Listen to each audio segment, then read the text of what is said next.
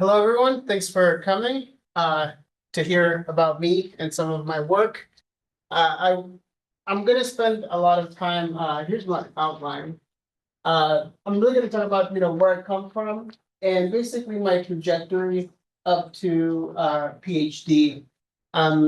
For postdocs and other experience after PhD, you're going to have to come back.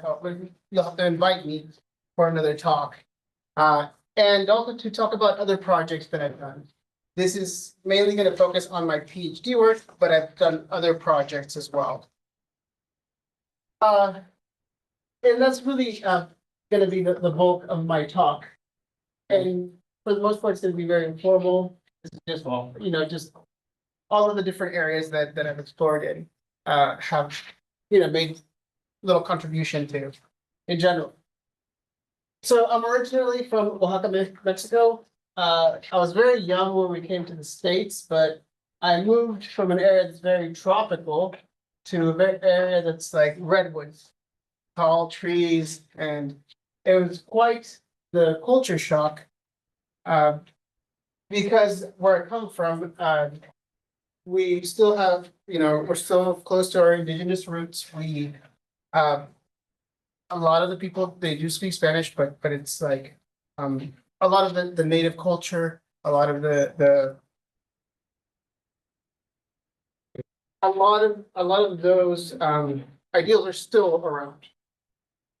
But then coming to Sonoma County, especially during that time, there weren't that many, Latino people around. It was just my family and then one or two families that we didn't even know each other. So it was kind of isolating. I picked up the language pretty quickly, but there was still this sense of you no longer feel like you're included in everything. It's a little bit different, and it's a lot harder to feel included and feel like you belong. And I happened to move to this part of Northern California called Guerneville, which is a gay town, apparently. Everyone, yeah, I didn't know that. I grew up there. And it wasn't until I went to high school that I found that out. And people were telling me, I was like, oh yeah, my friend Eddie had two dads. Friend Scott had two moms. But I never thought about it like that's just my friend Eddie and just my friends and their parents. There was never a thing so that was really cool. So this was my first real school that I attended, elementary school. I had I really liked art. I really had a knack for it. Apparently, because the instructors kept, saying, "Oh, this is so great. Have you heard of Diego Rivera? Have you heard of, all these different artists?" And they really encouraged that aspect, and I appreciated it. But I remember also in classes, right, I take a math class, and then back then they'd have these calculators on the wall, and you could see that it had all these buttons, and I was always like, what do they do? What are all those different symbols? That was always like, oh, when I get to seventh grade or whatever, I get to use those calculators, learn how to use them. So that was always that was my motivation. I was like, I want to know what all those little buttons do. It wasn't so much I don't know. That was really I wanted to use those tools, and it looked fun. I went to high school, so I moved from Guerneville. My family moved from Guerneville to this place called Windsor, which is still in Sonoma County. And I went to this high school, and there, I always was not the greatest student. I was okay. I was average, but my first year at Windsor High School, ninth grade, I had Mr. McCaffrey, who was an English teacher, and for the most part, I really didn't, pay much attention in English class.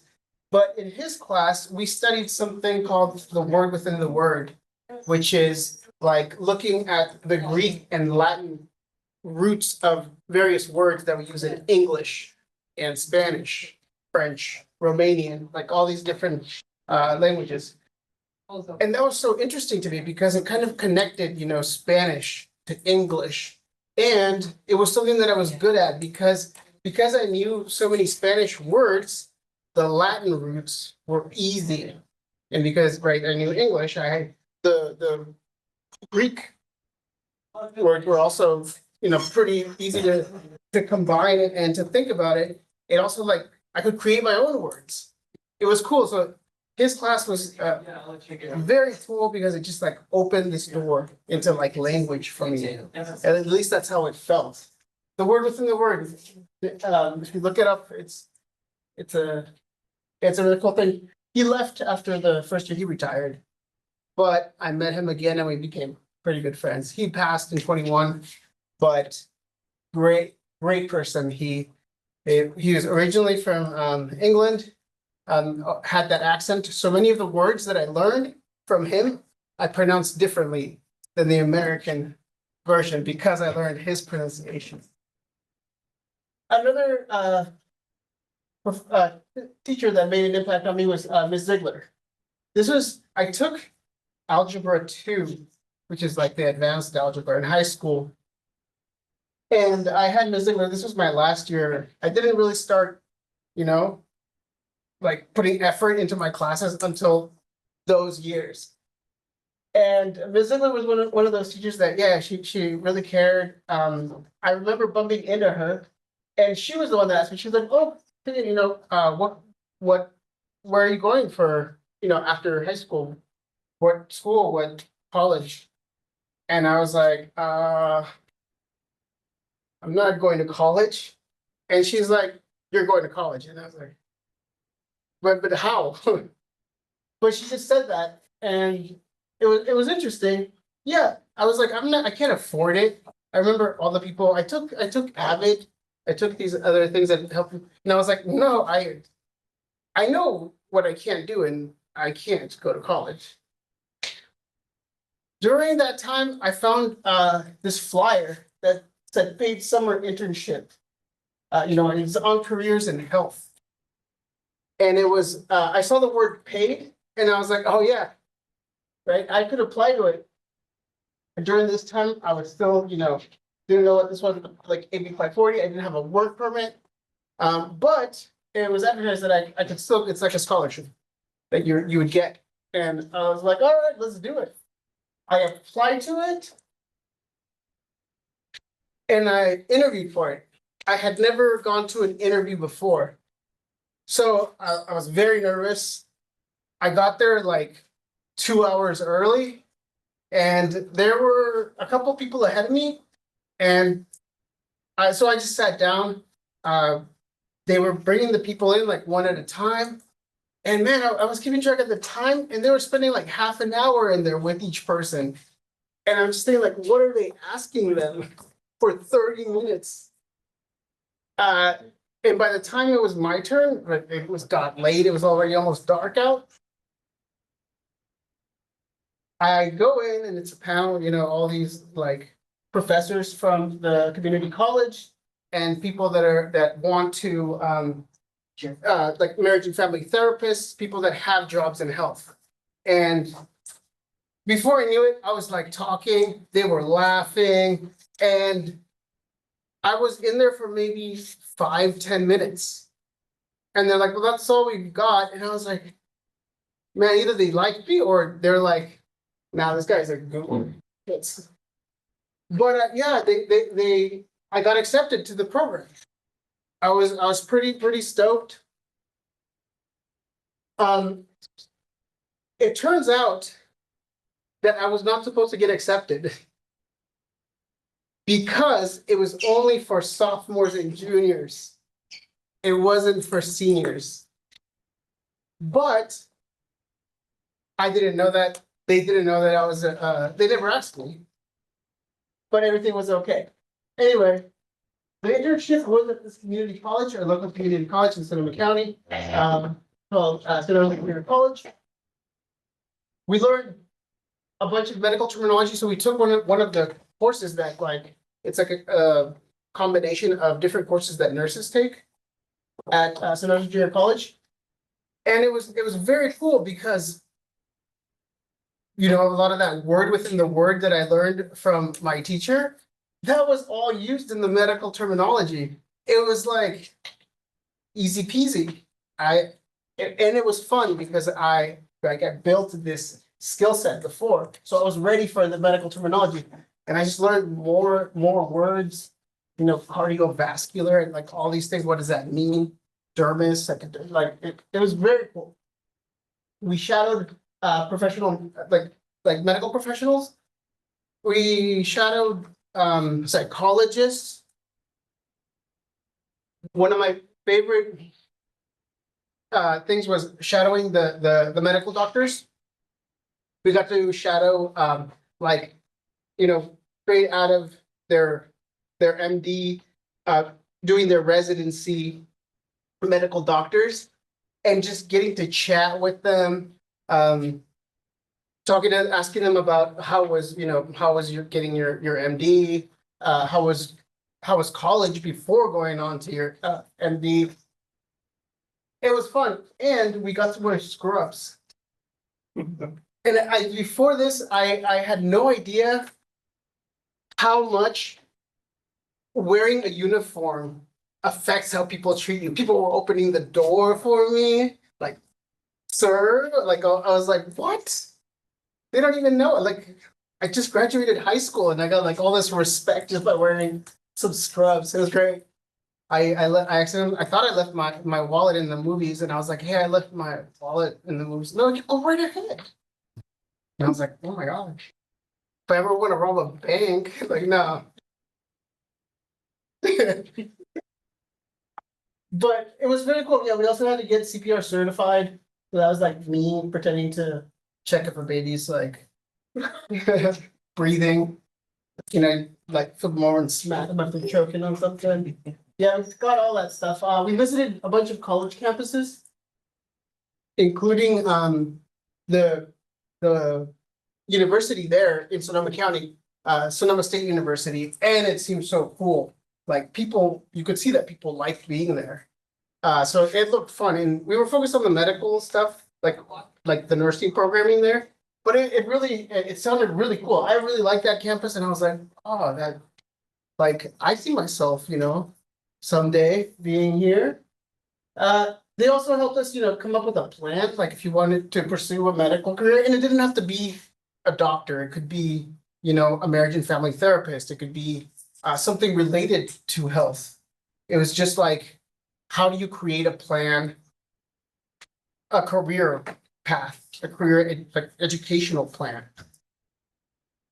It was great. And then the last part, I remember we had to meet with a counselor from the community college. It was just kind of like, this was meant for sophomores and juniors, just to plan your last year. So this was when I go in and I see Luz Navarrete. She's a counselor and an instructor. She's retired now, but what I remember when I walked in, like I walk in and I see not who I expect to see. She same stuff. This is what this is how my grandma dresses. She always has she always had her pencil like that, and the vestuario also same dress. I was just like, what happened here? And so I told her, I was like, she's like, okay, so what are your plans for your last year? And I was like, oh, I graduated. And she's like, okay, that's fine. What are your plans for the fall? And I was like, I don't have any plans. And she's like, oh, let's sign you up for some classes. Like, and I see her like, grandma, yeah, like well, I guess we're doing that.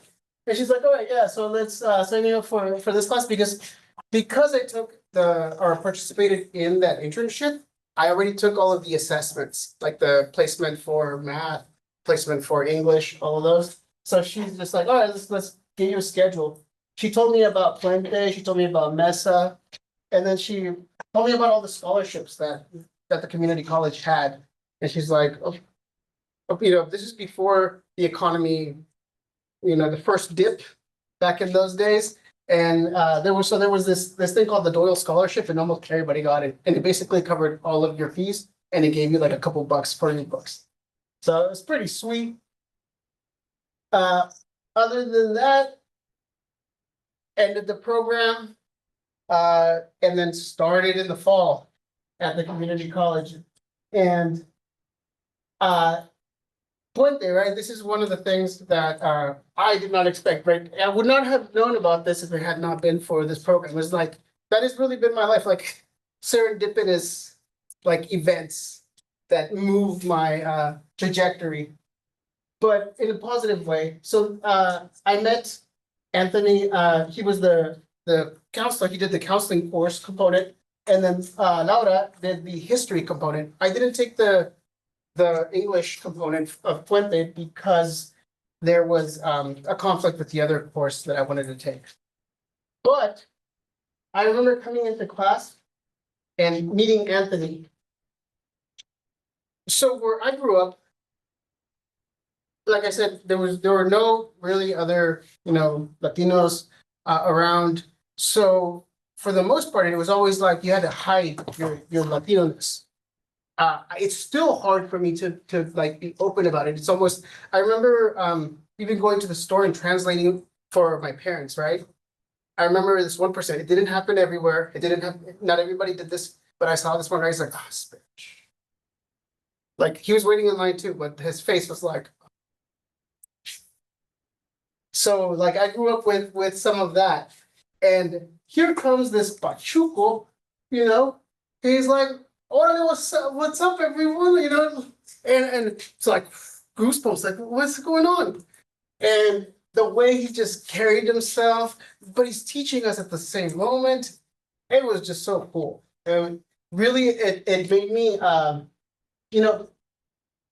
feel like I was getting like a perspective that was familiar. Like I was getting that sense of belonging back, and it was great. With Laura, we took Latin American history. I never expected to really enjoy a history class, but it was really awesome because it gave me the perspective of what has happened throughout the Americas. It was great. It connected a lot of things in my mind. I really enjoyed it. We did other things, right? We visited other college campuses. We went to UC Berkeley.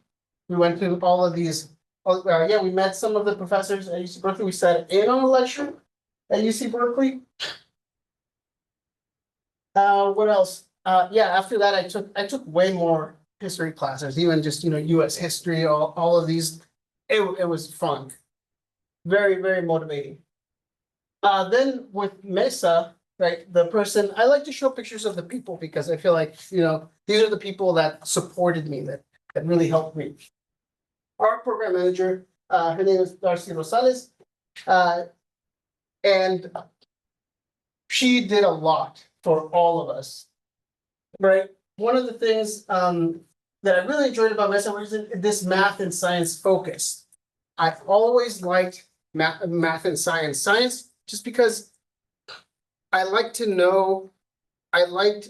having answers to questions, right? Kind of like the tides, moon cycles. Why do we have all these different names? Why do these things happen? Having an explanation that isn't just like, that's just the way it is, right? I like that, getting this like inside perspective. It was always awesome. The seminar series, like what do people in STEM do? I really enjoyed going to these things like on civil engineering, hearing what all these other like people that are actually using math was really fun. I really enjoyed it. I'd go to all of them. I would just go in there and there was always food, so that was really cool. A lot of these things I never did them with the intent of it looking good on an application when I was going to transfer, or I wasn't even really thinking about the future. I was just looking for things that I enjoyed. But in terms of extracurricular opportunities, like Darcy set up, because I still didn't have a work permit, she was able to set up a tutoring opportunity where I would get a scholarship for tutoring. It was awesome. I applied to this internship through Mesa, where it was called BA Star. Don't look BA Star because like it's some sort of beauty contest now. I guess the program's not around anymore. And I was like, what? That is not what I participated in at all. Right? But it makes sense, like become a star. I don't know. But it was at Chico. So I applied, did the whole thing, got in, and we just spent the summer at Chico doing physics and learning math. And then on the last day, I remember they came in with all these like cardboard, just folded cardboard. And they're like, all right, so everybody gets like 2 pieces of cardboard. You're gonna build a boat and we're gonna race it in the pool. Right? So we got teams, and I was like, whoa, cool. So we got our teams together, and like I told you, I have that artistic kind of mindset. I was like, engineer type. Oh, I'm gonna design like the best boat. And I did. It won. That's pretty awesome. And ours looked like a boat. Some people just made the box and jumped in. It was interesting. Yeah, I mean, do what you like. Another one of the cool things, right? Like the robotics competition. We used the Lego Mindstorm kits, and we had these like it was a competition that was like county wide, but it was cool. I remember, I wish I had a picture of him, but one of my teammates, right? So yeah, I didn't know how to program these things, right? I had never taken a programming class. I didn't even know where to start, but I could put Legos together. So I designed the robots for every challenge. And then I was thinking about the programming, and I gave up. I was like, I don't know how to do that stuff. And I was about to quit when I come in early, like on a Saturday, and Christian has this thing moving around and doing stuff, and I was like, oh, I was ready to quit, and you got it. Yeah, so we participated. We got second place, but we still got second place. Yeah. And I was ready to quit. So it's so great to have, other people help you, right? He was a teammate, and he did more than Esquire, at least in my book. He like gave me like motivation just by doing his part. It was fantastic because usually I was used to me doing all like the entire project kind of thing. But yeah, great. He's like a project manager now, doing all that fun stuff. But adjusting was really tough. Adjusting to college level courses, going from high school, where you have the entire year to do like one subject. Yeah, it was very tough. And then you have family stuff that you got to do. You got family responsibilities. You're trying to work. You've got so many things. So often I had to drop courses. This is one of those things, right? I remember meeting people at the community college that were like, oh yeah, I just want to be here, 1 year, and I want out, and I want to move on. 99% of those people never finished. They burned out. They were in a rush to do all of this, and they never kept going. Actually, I couldn't even name a single one that actually did all that quickly. So I took my time. I remember my first calculus course, Tom Falvo. And he's like, first day of class, he's like, welcome to the real stuff. Welcome to real math. And I was like, oh man, what does that mean? And then we talked about limits, and I was like, oh, yeah. And then there's more, but I didn't do so well on that first exam, and I didn't do so well in the class before. So I knew that I needed to change things up. In high school, I figured out that if I sat with the textbook and I looked at it until I figured out how they got from point A to point B, I could replicate that again and again. But here I don't have that much time. And it was more than just memorizing steps. I felt like that wasn't doing it for me. So I changed I tried a few different things, but one of the things that I did that worked for me was I was like, okay, forget about the problems. Let's learn the words. Let's do a word within the word type approach. Let's see, okay, what does this word mean? What does this word mean? And I tried note cards. I tried different things. The note cards, it's just too much work to put them together. So I was like, okay, I'm just gonna rewrite my notes. I'm just gonna rewrite my notes from the textbook until I know the words. I got the highest score on that next exam. And that was the first time I was like, what? Like I can get scores as high as the Americans, right? What?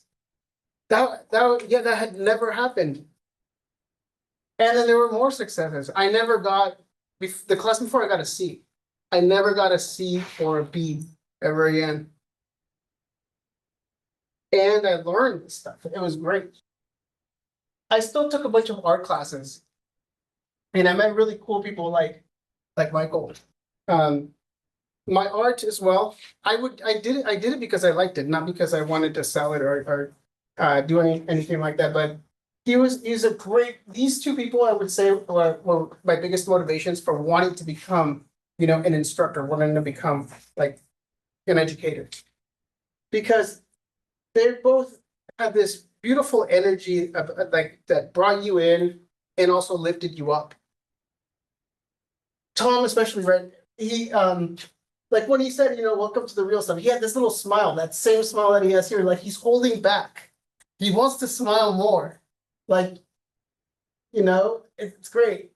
And then Michael also, there were some students that were in high school and they were just taking his class because it's just art, right? So you just sit down. And I remember them just goofing off. And then he came by, saw their canvas, and he didn't tell them anything about what they were doing or like that their attitude was not right. He was looking at their stuff and he said, "Oh, I love what you do, what you did here. Do more of that." And the other person he also gave him some directions. By the end, both of them were making these beautiful things, like just great art, because he saw the good that they were doing and focused on that. So it's like, that's what you want, right? It was fantastic. And I don't know what they're doing now, but I'm sure that he was just as impactful to them. He also, like, one of the things that he said, I remember you turn in a series, right? And then you either he judges it or people judge it. But I remember him looking at my series, it was just a one-on-one, and he's like, "Fabian, you can make money doing art." And I was like, oh my God, that is quite the compliment. But no, too risky, too risky. I eventually, right, I did apply to a bunch of scholarships, a lot of scholarships. I wanted to focus on, learning cool stuff. I applied, sometimes I would apply to over, some semesters, like 50 scholarships. But essay after essay. My mom still talks about it. I remember when you were applying to all these scholarships, but it was terrible. Especially like the state ones, the company ones, like Coca-Cola, Sunkist, all these. Oh man, yeah. Some of you have applied. Yeah, I remember I had a friend that was like, "Man, you're lucky. You're a minority. You get good grades. You're gonna get it's just gonna be a free ride." And I'm like applying all these scholarships. Where's my free ride? Where's that application? Where do I click minority and all those things? It never came. It's just like this belief, right? That's all right. But eventually I did have to apply to transfer. And then it was like, oh, there's this essay component. There's, like, what are the extracurriculars that you did? And I'm like, oh, I haven't done any like volunteer work or anything. And they're like, no, like the robotics competition, the internship at, Chico. I was like, oh, actually, I've done quite a bit. So I wrote about those things. I had a friend, a different friend, not the one that I was talking about, but this one was actually a friend. He had a 4.0. He also came from wealth. So he never had to really do other things. So he focused on just the classes, did really well. He also applied to Berkeley. Didn't get it. I told him, I was like, you can still challenge, man, because you've got a 4.0, like clearly benefit. You could be you would be like great at Berkeley. He didn't want to, so he just that was it. That was it for him. He's like, I got rejected. I'm out. That was his like dream school. There was no replacement. But I was encouraged to apply to Berkeley, Davis, to all of the like the UCs, but I didn't have a work permit. I knew that I couldn't get financial aid. How was I gonna make that work? Like that in my mind, and people are like, no, no, no. You know, getting accepted, that's the hardest part. Once you're in, you'll figure it out. Well, I applied, I got accepted. And I was like, well, okay, let's see if I can figure it out.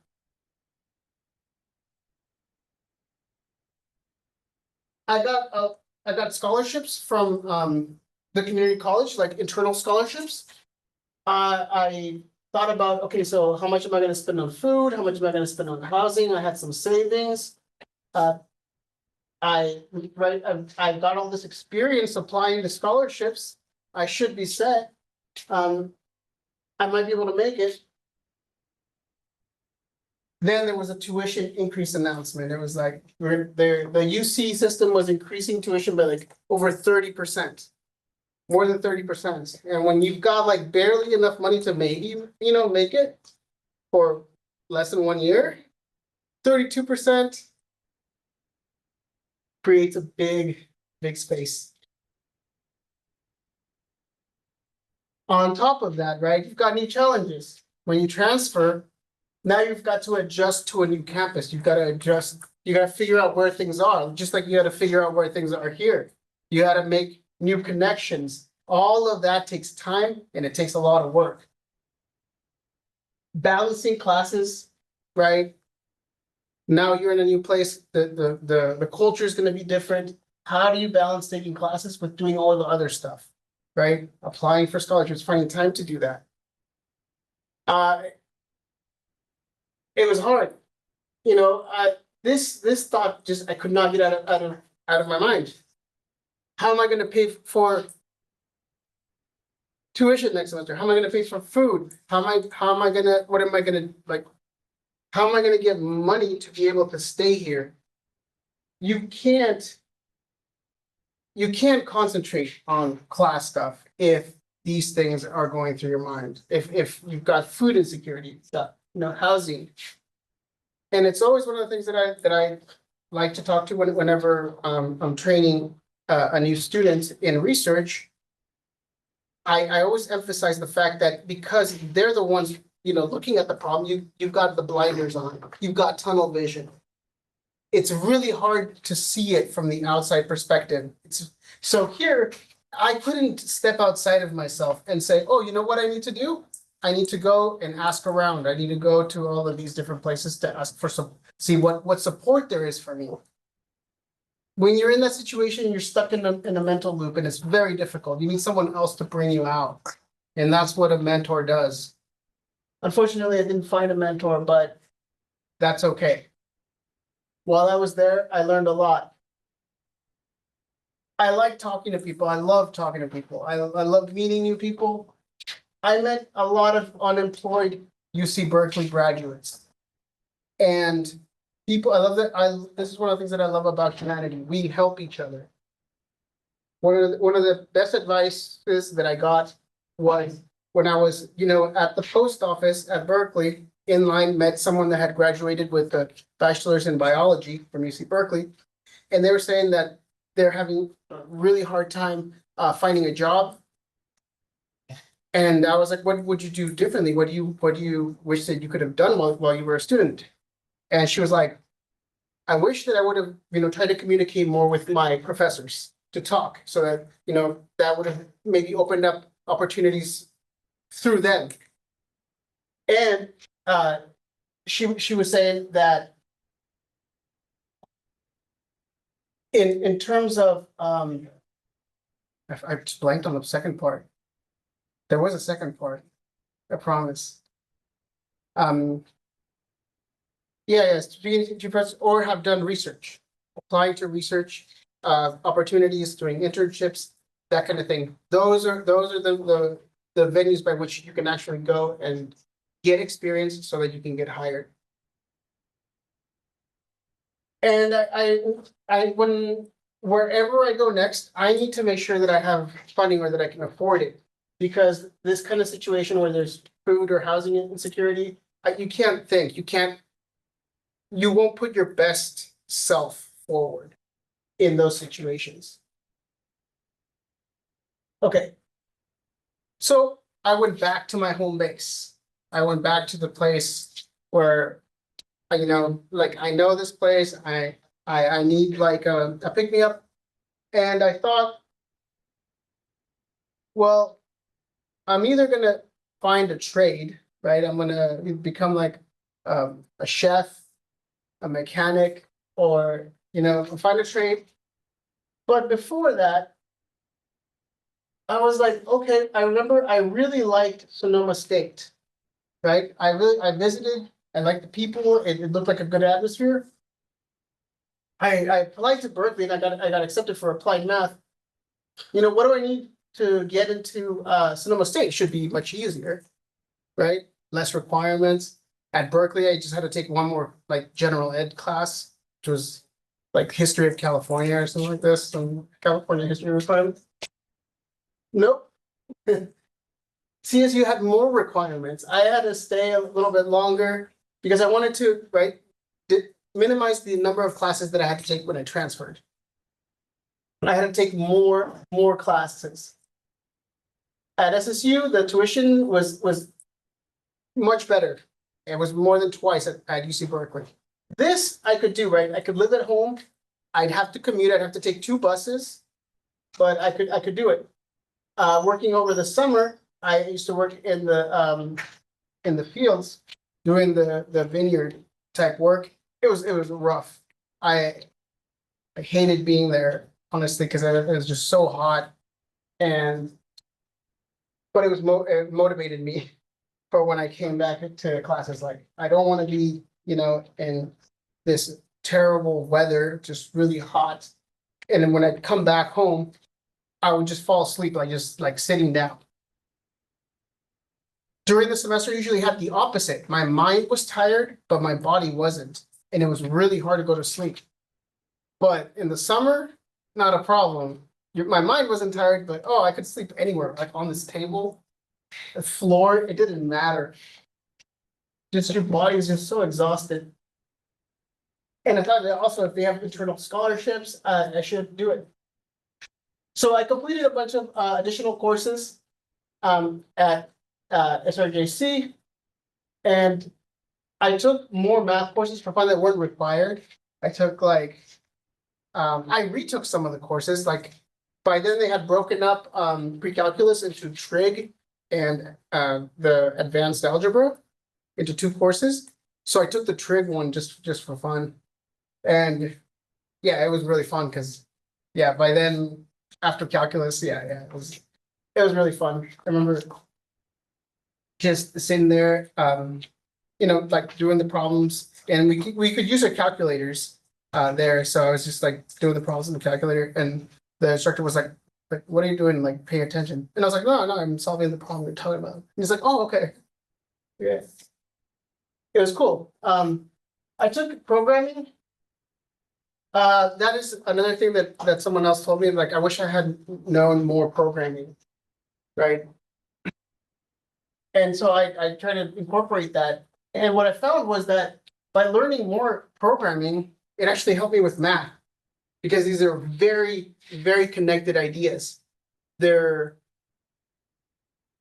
It's like they support each other in ways you don't expect until you take these courses. Everything in computer science is very mathematical, and everything in math can be very like computer sciencey. it's really, it's a really cool connection. I took this course called, it was a counseling course called Math Study Skills. I never even thought that, like I needed it. It was like a 1 unit course that I just took to fill it in because I had like 11 units or something. It was so worth it. It was very, very cool. They brought up like different ways that I never even thought about to study mathematics. I hope we can make something like that here. I took business classes. I wish I would have taken more. And I started working with my peers more as well. I try to make sure to like get other people engaged, working just on the problems. I figured out that even if I already know something or I can learn it quickly, teaching it to someone else made it solidified that understanding for me. So it's very selfish, but it also helped someone else. I applied and I got accepted. And I was nervous, of course. I was like, the trauma of, not being able to keep going at UC Berkeley was like, what if that same thing happens?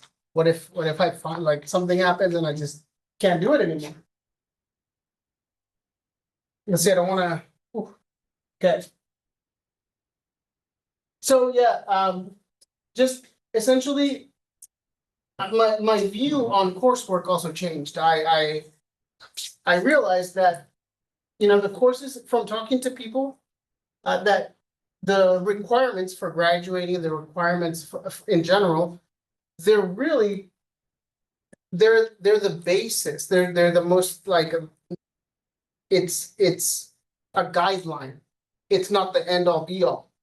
If you really want something, you're gonna have to do it for yourself. You're gonna have to pick your classes. You're gonna have to go. If you really want a good understanding in something, you're gonna have to find those tools and again go beyond what the requirements are. So I took classes in computer science, electrical engineering, physics. And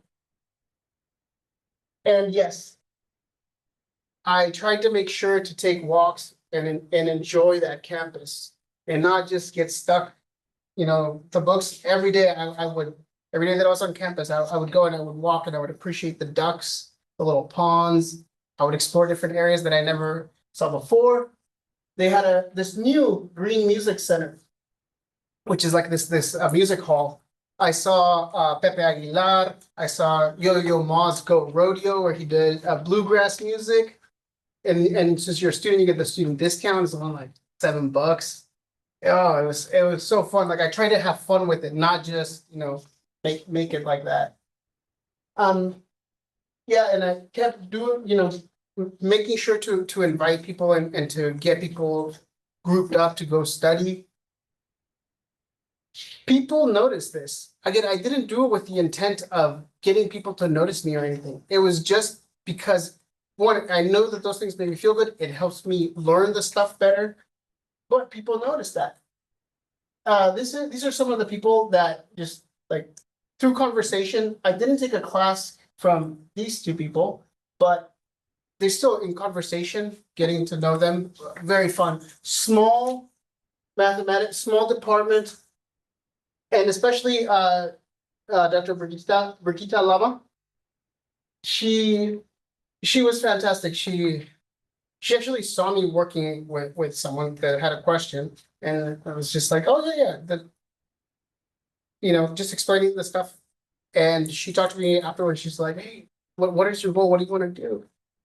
It was very cool, to be asked and to get to know her and the entire department. Really very fun people, very welcoming. I didn't feel disconnected like I did at Berkeley, where I was in this giant hall with like 40, 50 people, and I'm pretty sure none of the professors knew my face even.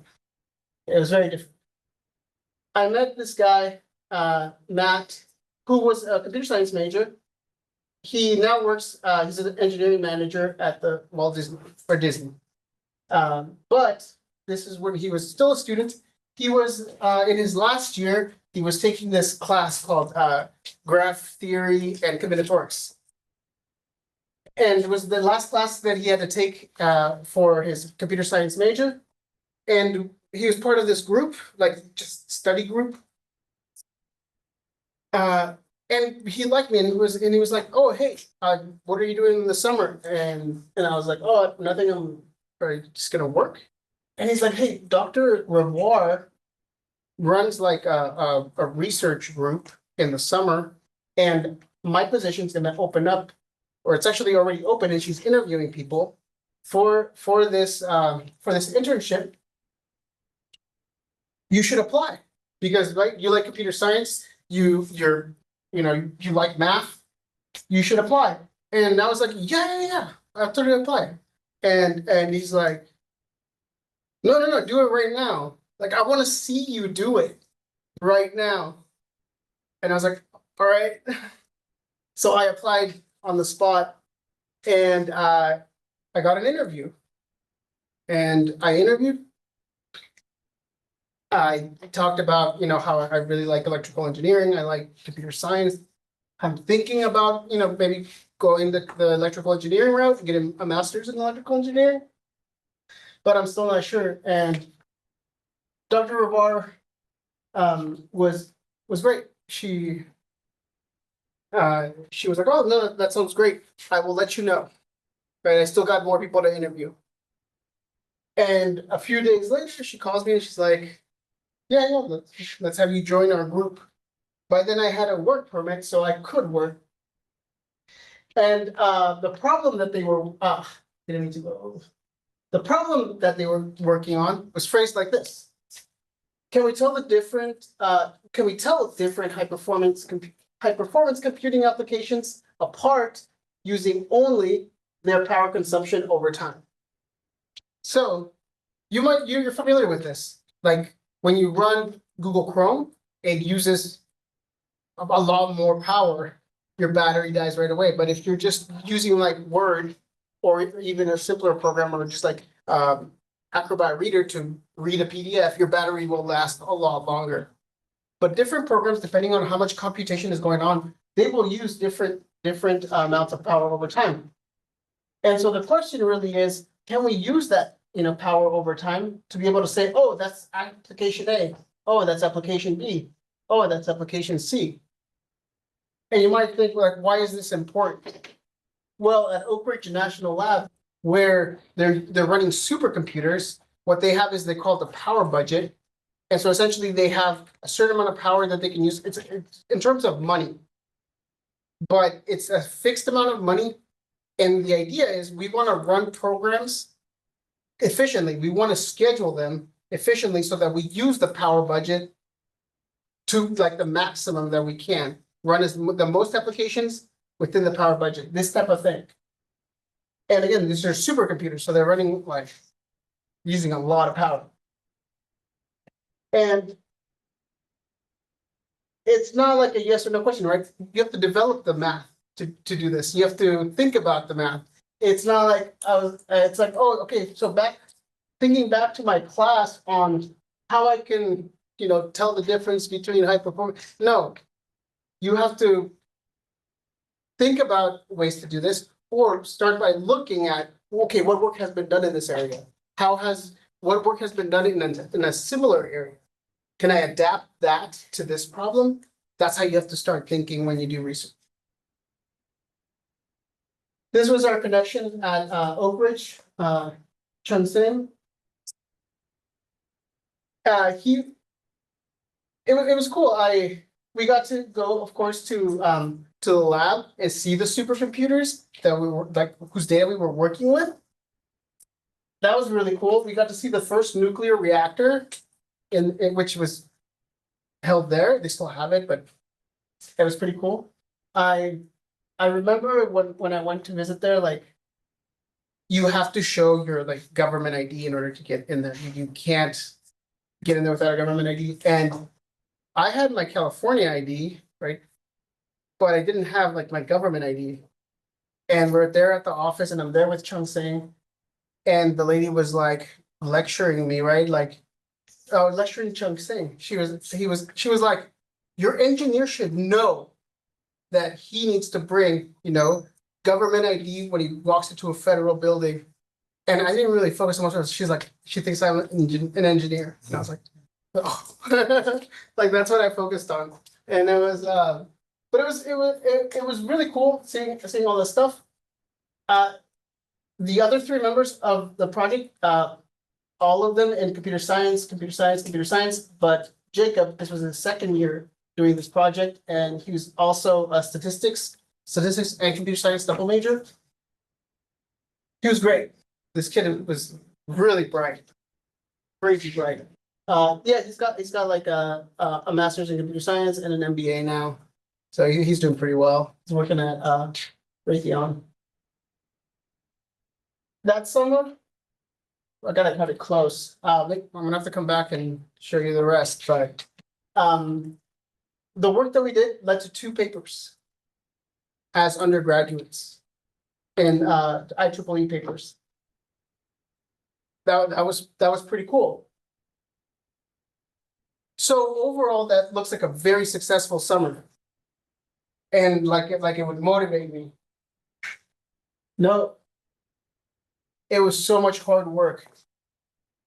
I felt like, what am I gonna do? It was so much work that whole summer. Yeah, we got stuff done, but wow, if this is what it's like, you know, to work in research, I don't know that I want to do that. And if I don't want to do that, like, what am I gonna do? I spent all this energy kind of going in that direction. You know, will graduate school be harder? Can I handle, you know, the speed of having to produce results and learn things quickly? Like, I have to learn things in the morning to apply them by like lunchtime. Yeah, I couldn't focus that semester, so I had to withdraw. I remember going to see, she was the department chair at that point, and she had to sign my application to withdraw, and she looked so disappointed. And I was like, you look so disappointed, and she was like, she's like, I'm not disappointed. I'm just, I would really, you know, it would be terrible if you didn't come back next semester. And I was like, I kind of needed to hear that too, because that's how I felt in my mind, right? But hearing it helped me. But really, I just needed to focus on my mental health. So I took that semester off, and I thought a lot about, you know, what I needed, why this approach, you know, why this was so much. But yeah, I just needed time to process this. Coming back, I had, you know, a better drive in a better direction, because I realized that, yeah, the supercomputing applications and stuff is hard, but what I need is something that motivates me. And what motivates me? Human health. Human health. So if I go on to do research, I want it to be related to human health in some way, because then it doesn't matter how much work I put into it. But if the goal is to help people, I'm all for it. And I know that I'll have, you know, a lot of energy. Yeah, I got offered some jobs, and I think, let's see. Yeah, there's a lot more, and we kind of started late, so. Yep. Because of that research experience, getting into UC Merced was great. I'll give you the cliff notes. Because of that research experience, this is really why research experience is valued so much. Because it gave me that moment of the fact that, okay, well, I have to figure things out. I have to find, you know, the tools that I need to learn in order to solve a problem. So that's why when I got to my PhD, I started doing that. And people like that you kind of, you're taking charge of the direction that you want to go in, right? They give you a little bit of help, but then you take it forward. I had a good a cohort. We all helped each other. I've heard awful things about other cohorts, like at Stanford. I think I shouldn't have said, but like where there are schools where they make candidates compete against each other because they want the top, right? So you compete against each other instead of helping each other. People try to sabotage each other, and I didn't want that. At Merced, we all helped each other, and yeah. Next time I'll talk just about the research if I am invited back. I promise. Well, thank you for your time. Thank you for listening. I'll be around also if you have any questions, absolutely anytime. And also I teach here, so my office is just building 15. Let me know, my email's still here. If you have any questions and you want to talk. And my goal is to create opportunities here. Eventually, I want to create opportunities for people to do research here at CSM before. So you have one more step before you get, tossed into a lab or like a national lab or an internship where it is much higher paced. But yeah, thanks again.